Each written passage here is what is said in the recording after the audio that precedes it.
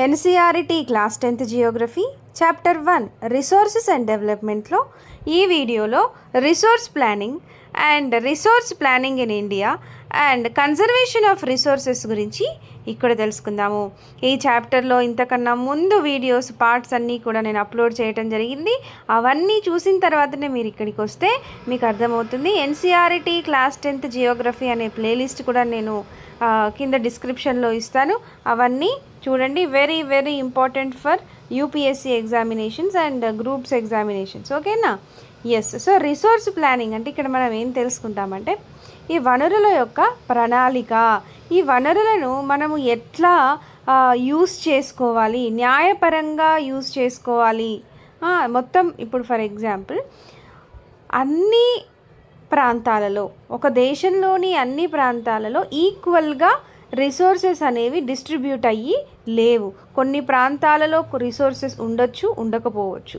కొన్ని ప్రాంతాలలో కొన్ని రకాలైన రిసోర్సెస్ ఉంటాయి, ఇంకో ప్రాంతంలో ఇంకో రకాల రిసోర్సెస్ అనేవి ఉంటాయి. అయితే ఇప్పుడు ఇవన్నిటినీ కూడా సమానంగా ఈక్వల్గా డిస్ట్రిబ్యూట్ చేయాలా వద్దా? ఇప్పుడు ఫర్ ఎగ్జాంపుల్ నేను మీకు చెప్తాను. ఒక ప్లేస్ ఏలో ఒక టైప్ ఆఫ్ రిసోర్సెస్ దొరుకుతాయి, ప్లేస్ బిలో ఇంకొక టైప్ ఆఫ్ రిసోర్సెస్ దొరుకుతాయి. మరి ఏ ప్రాంతం వాళ్ళు ఆ ఒక్క రిసోర్సెసే వాడుకొని ఉండలేరు కదా. సో ఆ రిసోర్సెస్ అన్నిటినీ కూడా ఒక ప్లాన్ ప్రకారం, ఒక స్ట్రాటజీని తీసుకొని, ఒక వ్యూహం తీసుకొని ఫర్దర్గా మొత్తం నేషనల్ డెవలప్మెంట్ కోసం మనం వాడుకోవాలన్నమాట. అంతేనా? సో దాన్నే మనం రిసోర్స్ ప్లానింగ్ అని అంటాము. ఓకేనా? సో మనము ఈ టాపిక్లోకి వెళ్తే మీకు ఇంకా అర్థమవుతుంది. Resource planning is the widely accepted strategy for judicious use of రిసోర్సెస్ని న్యాయపరంగా మనము వాటిని యూజ్ చేసుకోవాలని అంటే ప్లానింగ్ అనేది, ప్రణాళిక అనేది అవసరం, ఒక వ్యూహం అనేది అవసరం. ప్రణాళిక లేకుండా ఇక్కడ ఇవి దొరుకుతున్నాయి, ఇవి ఇక్కడ దొరుకుతున్నాయి, ఇక్కడ ఇది లేదు, ఇక్కడ అది ఉంది, దీనికి కావాల్సిన టెక్నాలజీ ఇది అని ఒక ప్లానింగ్ వేసుకోవాలి కదా. మనం ఒక ఎగ్జామ్ రాస్తేనే మనం దాన్ని ఎట్లా చదవాలి అనేది మనం ప్లాన్ వేసుకుంటాము, అంతే కదా. లేదంటే ఒక బిజినెస్ చేయాలన్నా కానీ ఒక ప్లాన్ ఉంటుంది. అట్లా రిసోర్సెస్ని మనం మొత్తం యూజ్ చేసుకొని మొత్తం ఈక్వల్గా డిస్ట్రిబ్యూట్ చేసి నేషనల్ డెవలప్మెంట్కి యూజ్ చేయాలంటే ప్లానింగ్, స్ట్రాటజీ అంటే ప్రణాళికలు, వ్యూహాలు అనేవి చాలా అవసరం. It has importance in a country like India which has enormous diversity in the availability of resources. అయితే ఈ ప్లానింగ్ అనేది, ప్రణాళిక అనేది భారతదేశం లాంటి దేశాలలో చాలా ముఖ్యం. ఎందుకంటే భారతదేశంలో అపారమైన వైవిధ్యమైన వనరులు అనేవి లభిస్తాయి. సో ఇట్లా అపారమైన వైవిధ్యమైన రిసోర్సెస్ లభిస్తున్నాయి అని అంటే దీన్ని మనం ఒక ప్లాన్ వేసుకొని దానికి కావాల్సిన టెక్నాలజీ ఏంటి, దానికి కావాల్సిన హ్యూమన్ రిసోర్సెస్ ఏంటి, ఎట్లా ఇన్స్టిట్యూషన్స్ చేసుకోవాలి, ఇవన్నీ ఒక ప్లాన్ వేసుకోవాలి కదా. ఎస్.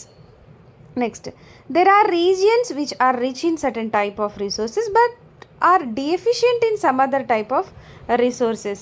కొన్ని ప్రాంతాలలో ఒక రకమైన రిసోర్సెస్లో, ఫర్ ఎగ్జాంపుల్ కోల్ ఒక దగ్గర చాలా బాగా దొరుకుతుంది, కాకపోతే మిగతా కావాల్సిన వనరులు, వాటర్ ఇట్లాంటివన్నిటివి దొరకకపోవచ్చు. అది కూడా రిసోర్సెస్ కదా. కొన్ని ప్రాంతాలలో సోలార్ ఎనర్జీ, విండ్ ఎనర్జీ చాలా ఉంటుంది, కానీ అక్కడ వాటర్ ఉండకపోవచ్చు. సో అట్లా కొన్ని ప్రాంతాలలో కొన్ని ఉండొచ్చు, కొన్ని ఉండకపోవచ్చు. Next, there are some regions which can be considered self sufficient in terms of availability of resources and there are regions which have acute shortages of some vital resources. మనకు కొన్ని ప్రాంతాలలో చూసుకుంటే ఆ ప్రాంతానికి సరిపడా వనరులన్నిటి కూడా వాటికి సెల్ఫ్ సఫిషియెంట్గా కొన్ని ఉండొచ్చు. కొన్ని ప్రాంతాలలో అసలు ఏవైతే ముఖ్యమైన వనరులు ఉంటాయో వాటిలో షార్టేజ్ కూడా ఉండొచ్చు. For example the states of Jharkhand, Chhattisgarh and Madhya Pradesh are rich in minerals and coal deposits. ఇప్పుడు మనం చూసుకుంటే జార్ఖండ్, ఛత్తీస్గఢ్, మధ్యప్రదేశ్లో చూసుకుంటే ఖనిజాలు ఇంకా ఈ బొగ్గు డిపాజిట్స్ అనేవి చాలా ఎక్కువగా ఉన్నాయి. తర్వాత Arunachal Pradesh has abundance of water resources but lacks in infrastructural development. So ఇప్పుడు అరుణాచల్ ప్రదేశ్లో చూసుకుంటే వాటర్ రిసోర్సెస్, అక్కడ నదులు అవి ఫుల్గా ఉంటాయి, అబండెన్స్ ఆఫ్ వాటర్ రిసోర్సెస్ ఉన్నాయి, కానీ అక్కడ ఇన్ఫ్రాస్ట్రక్చరల్ డెవలప్మెంట్ లేదు. ఎందుకంటే గుట్టలు, కొండలు ఉంటాయి కదా. సో ఆ మౌంటైన్స్ ఏరియాస్ అట్లా ఉంటాయి కాబట్టి ఇన్ఫ్రాస్ట్రక్చర్ అనేది అక్కడ లేదు. నెక్స్ట్ స్టేట్ ఆఫ్ రాజస్థాన్ చూసుకుంటే the state of Rajasthan is very well endowed with solar and wind energy but lacks in water resources. ఇప్పుడు Rajasthan the state of Rajasthan మనం చూసుకుంటే రాజస్థాన్ దాంట్లో సో అక్కడ ఎండలు ఎక్కువ కొడతాయి కాబట్టి సోలార్ ఎనర్జీని మనం క్రియేట్ చేయొచ్చు, విండ్ ఎనర్జీని తీసుకురావచ్చు, అంత కెపాసిటీ ఆ రాష్ట్రానికి ఉంది. కానీ అక్కడ వాటర్ రిసోర్సెస్ లేవు. Next the cold desert of Ladakh is relatively isolated from the rest of the country. Cold desert ఏదైతే లడాక్ ఉందో అది కంట్రీకి దూరంగా అటు పక్కకు ఐసోలేట్ అయ్యి ఉంది. It has very rich cultural heritage but it is deficient in water infrastructure and some vital minerals. మనకి వారసత్వ సంపద చూసుకుంటే లడాఖ్లో చాలా ఉన్నతంగా ఉంది కానీ వాటర్ డెఫిషియెంట్, అది డెసర్ట్ కదా, అక్కడ వాటర్ లేదు, ఇన్ఫ్రాస్ట్రక్చర్ లేదు అక్కడ. తర్వాత కొన్ని వైటల్ మినరల్స్ అనేవి అక్కడ లేదు. This calls for balanced resource planning at the national, state, regional and local levels. So మనం బ్యాలెన్స్గా ఈ రిసోర్సెస్ అన్నిటిని యూజ్ చేసుకోవాలి.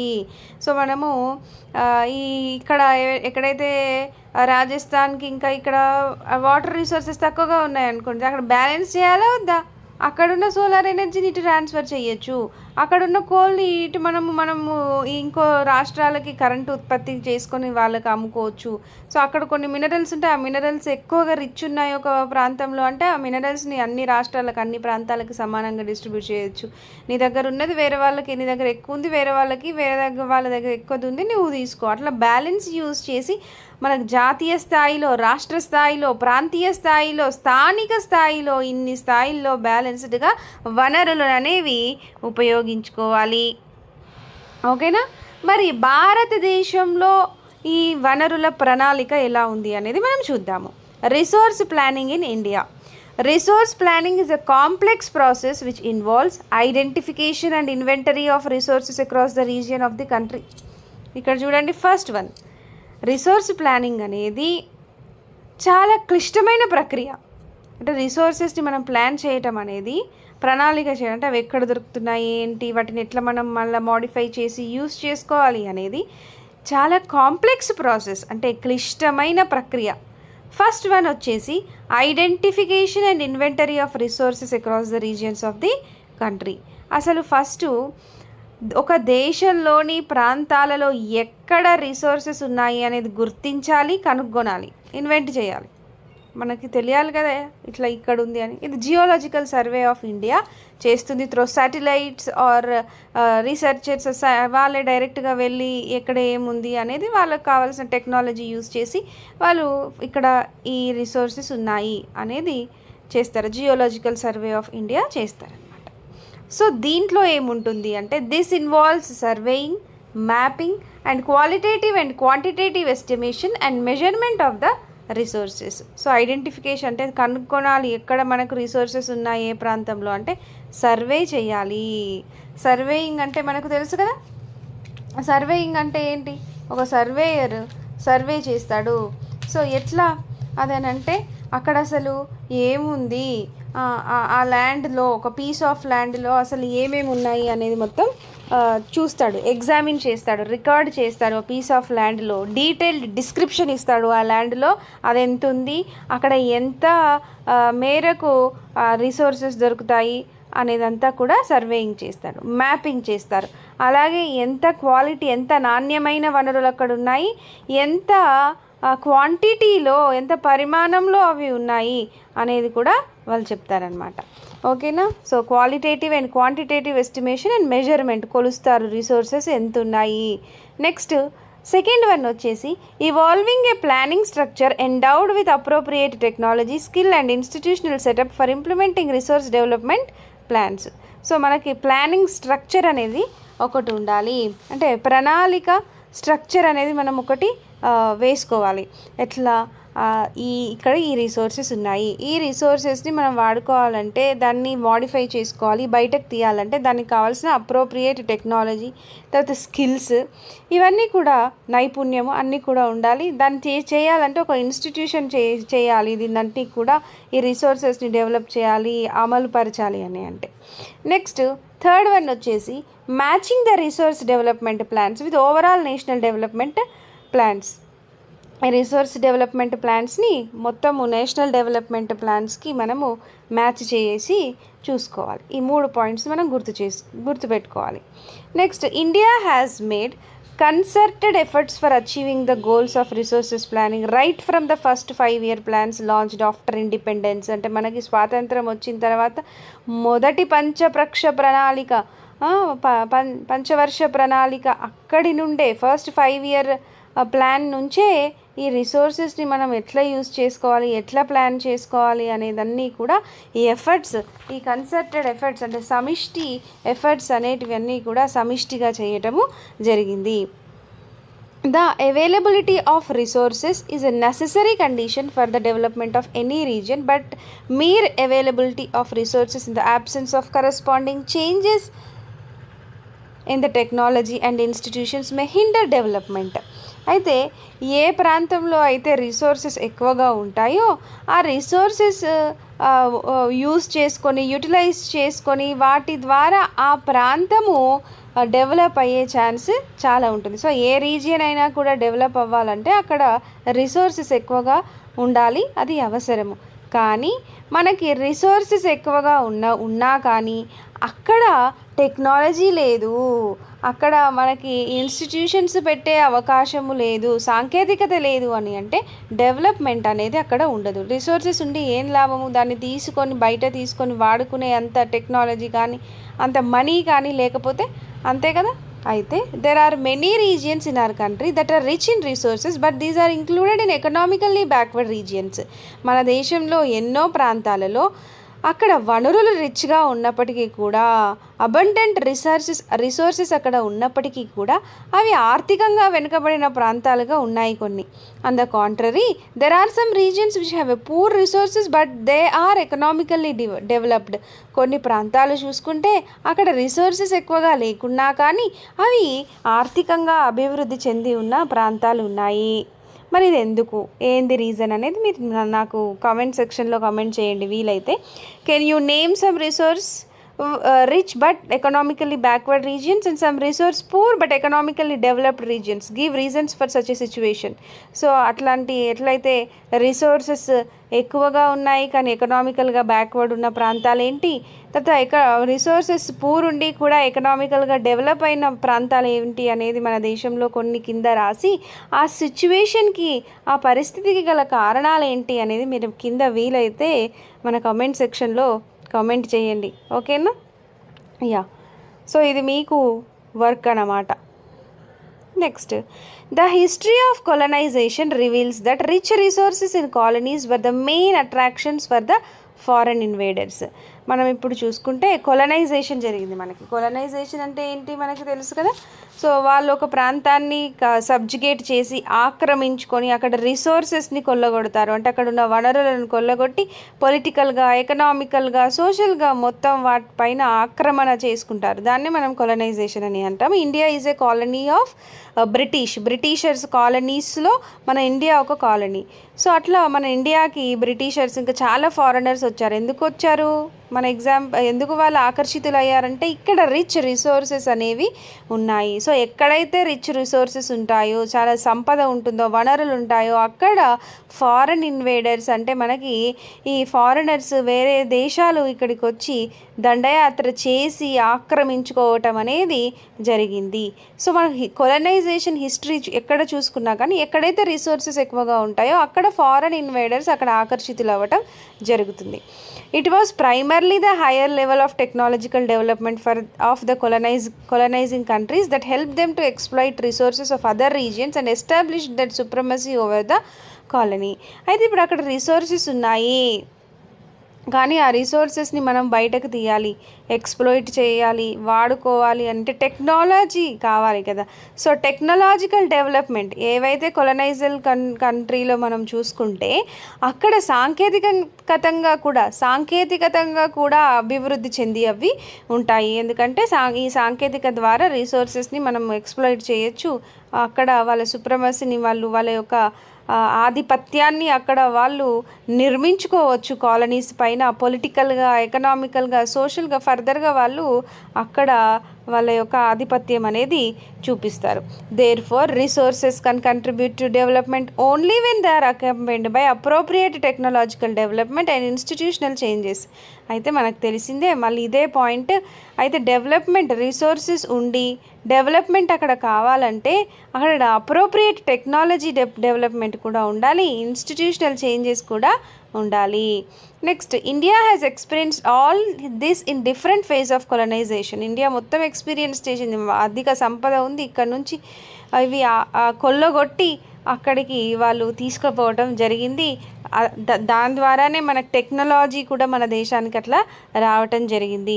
Therefore in India development in general and resource development in particular does not only involve the availability of resource but also the technology, quality of human resources and the historical experiences of the people. So మనం చూసుకుంటే ఇండియాలో development అంటే and resource development అంటే కేవలం resources ఉండటమే కాదు. Resource development అంటే ఏంటి? రిసోర్సెస్ ఉంటే సరిపోదు, రిసోర్సెస్ అక్కడ లభిస్తే సరిపోదు, అక్కడ టెక్నాలజీ ఉండాలి, హ్యూమన్ రిసోర్సెస్ మానవ వనరుల యొక్క నాణ్యత ఎట్లా ఉంది అండ్ వాళ్ళ హిస్టారికల్ ఎక్స్పీరియన్స్ ఎలా ఉంది అనేది మనకు అక్కడ ఆధారపడి ఉంటుంది. సో బ్రిటిషర్స్ రాకపోతే మన ఇండియాకి మనకు సాంకేతికత ఇంత ఉండేది కాదేమో, మనం ఇంకా వెనుకబడి ఉండే వాళ్ళమేమో. అట్లా టెక్నాలజీని వాళ్ళు ఇంట్రడ్యూస్ చేశారు. సో మనం ఇండియాలో రిసోర్స్ డెవలప్మెంట్ అంటే రిసోర్సెస్ అవైలబిలిటీ అని ఒక్కటే మనము చెప్పుకోవటం కాదు, టెక్నాలజీ, మన హిస్టారికల్ ఎక్స్పీరియన్సెస్ అంటే మన చరిత్ర, ఇవన్నీ కూడా మనం చూసుకోవాల్సి ఉంటుంది. Next, conservation of resources. మరి ఈ రిసోర్సెస్ అన్నిటినీ కూడా మనం పరిరక్షించుకోవాలా వద్దా?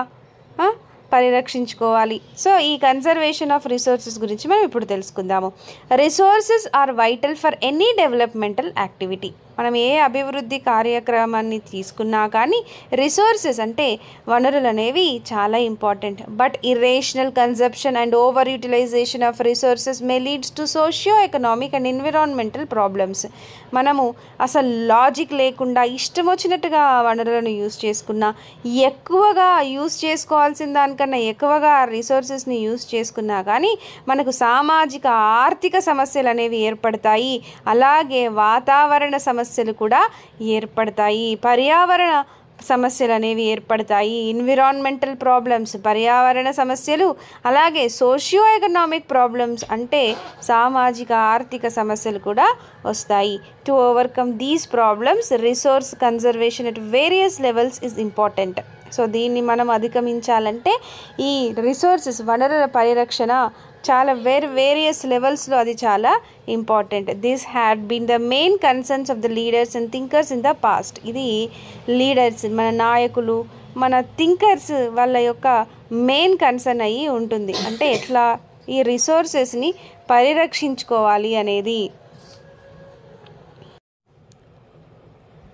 For example, Gandhiji was very apt in voicing his concern about resource conservation in these words. Gandhiji గారు మనకి రిసోర్స్ కన్జర్వేషన్, వనరుల పరిరక్షణ గురించి కొన్ని పదాలలోనే ఒక కరెక్ట్ వాయిసింగ్ని ఆయన ఇచ్చాడు. ఏంటదంటే very important. There is enough for everybody's need but not for anybody's greed. మనకు ప్రతి ఒక్కరి అవసరానికి సరిపడ రిసోర్సెస్ చాలు, కానీ ఎవరి యొక్క అత్యాశ కోసము వాళ్ళ యొక్క గ్రీడ్ కోసము అవసరం లేదు అని ఒక రిసోర్స్ డెవలప్మెంట్ గురించి తన వాయిస్ని ఇచ్చాడనమాట. ఏంటది? There is enough for everybody's need and not for anybody's greed. There is enough for everybody's need and not for anybody's greed. He placed the greedy and selfish individual and exploitative nature of modern technology as the root cause for resource depletion at the global level. Global లెవెల్లో ఆయన ఏం చెప్పాడనంటే greedy and selfish individuals అంటే అత్యాశ మరియు స్వార్థపూరితమైన వ్యక్తుల వలన మరియు ఎక్స్ప్లోయిటివ్ నేచర్ ఆఫ్ మోడర్న్ టెక్నాలజీ, మనకి అధునాతన సాంకేతిక ద్వారా ఎక్స్ప్లోయిటివ్ నేచర్, కొల్లగొట్టే విధానం, ఇదంతా కూడా ఇవన్నీ కారణం. ఈ గ్రీడీ అండ్ సెల్ఫిష్ ఇండివిజువల్స్, తర్వాత మోడర్న్ టెక్నాలజీ, ఇవన్నీ కూడా రిసోర్స్ డిప్లేషన్స్ అంటే మన వనరుల తరుగుదలకి రూట్ కాజ్, మూల కారణమని చెప్పాడు. He was against mass production and wanted to replace it with production by the masses. Wow, he was against the mass production అంటే ఇష్టం వచ్చినట్టుగా ప్రొడ్యూస్ చేయటం కాదు, ఎక్కువ మొత్తంలో ప్రొడక్షన్ బై ద మాసెస్ అంటే పీపుల్ ద్వారా ప్రొడక్షన్ జరగాలి, కానీ మాస్ ప్రొడక్షన్ కాదు, దాన్ని మనం దీంతో రీప్లేస్ చేయాలి అని ఆయన చెప్పాడు. మాస్ ప్రొడక్షన్ అంటే ఎక్కువ మొత్తంలో అవసరానికి మించి ఉత్పత్తి చేయటము కాదు, మాసెస్ అంటే ప్రజలు ప్రొడ్యూస్ చేయాలి, వాళ్ళకు కావాల్సినంత అయితే సరిపోతుంది అని ఆయన చెప్పాడనమాట. సో నెక్స్ట్ ఇక్కడ ఇది ఉంది, చూద్దాము. ఎట్ ద ఇంటర్నేషనల్ లెవెల్ అంతర్జాతీయ స్థాయిలో the club of Rome advocated resources conservation for the first time in a more systematic way in 1968. 1968లో క్లబ్ ఆఫ్ రోమ్ అనేది ఒకటి ఉంటుంది. అది అంతర్జాతీయ స్థాయిలో రిసోర్సెస్ని పరిరక్షించుకోవటము ఎట్లా సిస్టమేటిక్ వేలో అనేది 1968లో వాళ్ళు అడ్వకేట్ చేయటం జరిగింది, 1968లోనే. Subsequently, in 1974, Gandhian philosophy was again presented by Schumacher in his book Small is Beautiful. Gandhian మన గాంధీజీ గారి సిద్ధాంతాన్ని స్క్యూమియర్ అనే ఒక ఆథర్ ఆయన బుక్లో స్మాల్ ఈజ్ బ్యూటిఫుల్ అనే ఈ స్మాల్ ఈజ్ బ్యూటిఫుల్ అనే ఈ ఫ్రేజ్ని ఈ వర్డ్స్ని ఆయన బుక్లో ప్రజెంట్ చేయటం జరిగింది. Next, the seminal contribution with respect to resource conservation at the global levels were made by the Brundtland Commission report 1987. Important. Brundtland Commission. Brundtland Commission అంటే ఏంటి? సో నేను ఇక్కడ మీకు బ్రంట్లాండ్ కమిషన్ గురించి చెప్తాను. Doctor Gro Harlem Brundtland. Doctor Gro Harlem Brundtland ఎవరు? Gro Harlem Brundtland అనే ఈమె lady, prime minister of Netherland యొక్క prime minister doctor Gro Harlem Brundtland నేతృత్వంలో under the leadership of prime minister of Netherland doctor Gro Harlem Brundtland ఒక commission వేయటం జరిగింది. ఈ కమిషన్నే మనము world commission on environment and development అని అంటాము. ఏమంటాము? World commission on environment and development. ఈ కమిషన్ ఒక రిపోర్ట్ ఇవ్వటం జరిగింది, ఒక నివేదిక ఇవ్వటం జరిగింది. ఏ సంవత్సరంలో అంటే 1987లో. 1987లో బ్రంట్లాండ్ కమిషన్ ఒక రిపోర్ట్ని ఇచ్చింది with respect to resource conservation and environment and development. ఈ రిపోర్ట్నే ఏమంటామంటే మనము అవర్ కామన్ ఫ్యూచర్. ఏమంటాము? Our common future. Brundtland commission report is called our common future. So మనకి క్వశ్చన్ అడగచ్చు, బ్రంట్లాండ్ కమిషన్ రిపోర్ట్ ఏంటి అని అంటే అవర్ కామన్ ఫ్యూచర్. ఓకేనా? సో ఈ బ్రంట్లాండ్ కమిషన్ ఏమిచ్చింది అని అంటే సుస్థిర అభివృద్ధి అంటే సస్టైనబుల్ డెవలప్మెంట్కి ఒక కాన్సెప్ట్ని ఇచ్చింది, ఒక డెఫినేషన్ని ఇచ్చింది, నిర్వచించింది. ఏంటి అంటే development which meets the needs of the present without compromising the ability of future generation to meet their own need. So ఎన్విరాన్మెంట్కి డ్యామేజ్ జరగద్దు, అలాగే ఫ్యూచర్ జనరేషన్స్ భవిష్యత్ తరాల యొక్క నీడ్స్ అంటే అవసరాలను తీర్చే అంత ఎబిలిటీని మనం కాంప్రమైజ్ కాకుండా ఇప్పుడు వనరులను మనం యూస్ చేసుకోవాలి అని సస్టైనబుల్ డెవలప్మెంట్కి ఒక డెఫినేషన్ ఇవ్వటం జరిగింది. So this is most widely accepted definition of sustainable development was given by Brundtland commission in its report our common future 1987. So this report introduced the concept of sustainable development and advocated as it as means of resource conservation, which was subsequently published in a book entitled Our Common Future. Our Common Future అనే బుక్లో లేదా రిపోర్ట్లో hour common future అనే బుక్లో sustainable development యొక్క డెఫినేషన్ని ఇవ్వటం జరిగింది. So another significant contribution was made at the earth summit at Rio de Janeiro Brazil in 1992. తర్వాత 1992లో రియో డి జెనేరియోలో మళ్ళీ ఎర్త్ సమిట్ జరుగుతుంది కదా, అక్కడ కూడా ఈ రిసోర్సెస్ కన్జర్వేషన్ అండ్ ఎకనామీని ఇంకా ఎన్విరాన్మెంట్ని ఇంకా డెవలప్మెంట్ని రెండుని ఇంటిగ్రేట్ చేయటం ఎలా అన్న దానిపైన సమ్మిట్ జరుగుతుంది కదా. సో అక్కడ కూడా ఇంకొక కంట్రిబ్యూషన్ అనేది ఇవ్వటం జరిగింది. ఓకేనా? So this is about resource planning and conservation of resources. Next మనము ల్యాండ్ రిసోర్సెస్ గురించి నెక్స్ట్ వీడియోలో తెలుసుకుందాము. That's it. నా ఎక్స్ప్లెనేషన్ నచ్చితే please do subscribe to Deeksha academy. మన ఛానల్లో జాయిన్ ఆప్షన్ అనేది ఉంటుంది. సో ఆ జాయిన్ ఆప్షన్ పైన ట్యాప్ చేసి మీరు మన ఛానల్ మెంబర్షిప్ తీసుకుంటే, సభ్యత్వం తీసుకుంటే మీకు కొన్ని స్పెషల్ ఫీచర్స్ అనేవి యాడ్ అవుతాయి. కొన్ని లైవ్ క్లాసెస్ కూడా ఓన్లీ మెంబర్స్కి మాత్రమే ఉంటాయి. అలాగే నా ఎక్స్ప్లెనేషన్ కానీ నా వీడియోస్ కానీ మీకు నచ్చినట్లయితే, మీరు లబ్ధి పొందినట్లయితే, మీకు ఉపయోగపడుతున్నాయి అని మీకు అనిపిస్తే మన ఛానల్కి సూపర్ థ్యాంక్స్ అనే ఆప్షన్ ఉంటుంది. దాన్ని ట్యాప్ చేసి మన ఛానల్కి ఏదైనా డొనేట్ చేసి కూడా మన ఛానల్కి సపోర్ట్ చేయొచ్చు. That's it. Thank you.